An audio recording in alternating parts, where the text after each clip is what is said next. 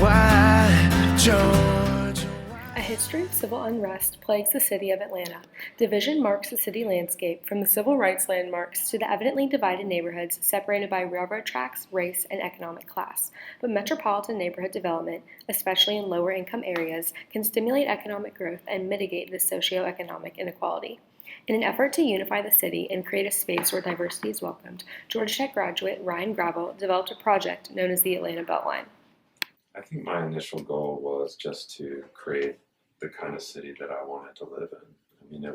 I never thought we would actually do it. So my real goal was to graduate.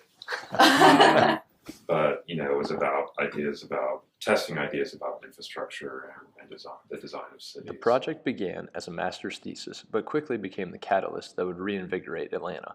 The city of Atlanta implemented the Beltline to break down the partitions between neighborhoods and spur a social renewal throughout the city. The project is designed to function as a Rails to Trails program.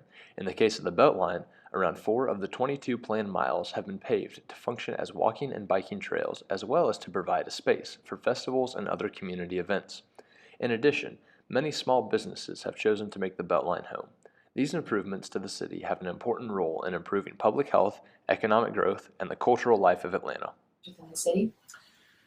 That's one of the coolest things about the project is how it breaks down those barriers. Literally, the railroads, this loop of railroads was built after the Civil War to expand the industrial base of the city. So it was built out in the country at the time. The city was much smaller. The industry lined up around it, and it formed basically a barrier of industrial belt. And then the neighborhoods grew up to it, and then the major streets jumped across it and built new neighborhoods on the other side. So literally, the railroad was the barrier between places, between neighborhoods that were often different socioeconomically, racially, in every way. And so not only is the Beltline connecting neighborhoods together around this loop, but it's literally taking that barrier and making it into a common meeting ground. The Lantern Parade is one of many ways that the Beltline provides an area for people with common interests to gather and celebrate diverse arts, crafts, and cultures.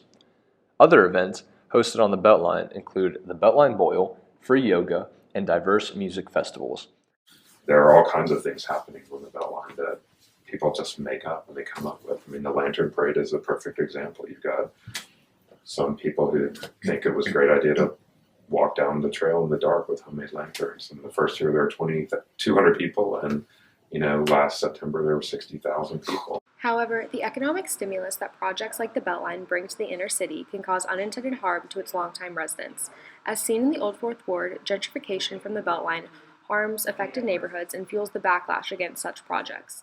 The neighborhood saw an influx of middle-class white residents from the 1980s to the 2000s as property values increased and new apartment complexes took over the historically poor black neighborhood. Not only are property taxes putting out generational residents, but the gentrification of the area creates an environment only inviting to a white, young, upper-middle-class citizen by offering entertainment in an exclusive manner based off of socioeconomic status. Gravel and other proponents of the Beltline hope to prevent rapid gentrification by providing economic investment that will help everyone. Are there negative effects of the Beltline? Not yet. There are certainly some people who have faced displacement. It's not so much for the Beltline specifically as it is about the economic forces that are coming to the city of Atlanta and largely amplified and accelerated by the Beltline. Jane Jacobs argues in The Death and Life of Great American Cities that traditional methods of city planning are inefficient and illogical, given the different needs that people in cities have compared to inhabitants of rural or suburban areas. She proposes a new school of thought on urban planning that designs infrastructure around both commercial and residential needs, all within the same neighborhood spaces. So our whole lifestyle needs are different, and the Beltline is helping to reorganize that lifestyle around other modes of moving around and other ways of living that's much more healthy and sustainable. Gravel's Beltline project brings Jacobs' ideas to life, incorporating non-traditional innovations to better the city's functionality.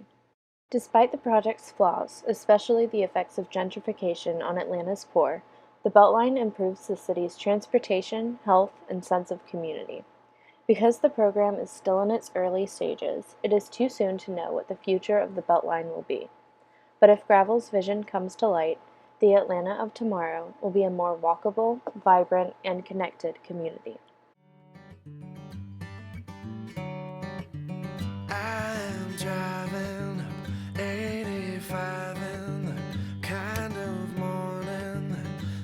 song.